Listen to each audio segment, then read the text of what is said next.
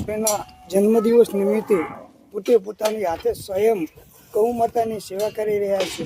પરમ ભક્તરાજ ગૌ ભક્ત છે રાજેશભાઈ વસંતભાઈ ઠક્કર અને ભગવાન જલારામ બાપા તેઓને ખૂબ સુખ શાંતિ સમૃદ્ધિ આલે, સંપૂર્ણ તેઓના મનોકામના પૂર્ણ કરે એવી ગૌ માતાના ચરણોમાં પ્રાર્થના. આજે ગૌ માતાને પોતાના દ્વારા પ્રસાદ વિતરણ કરવામાં આવ્યો. સકટેટી સાથે તેઓ સ્વયં આવી પોતાની જાતે ગૌ ભક્ત તરીકે સેવા આપે છે.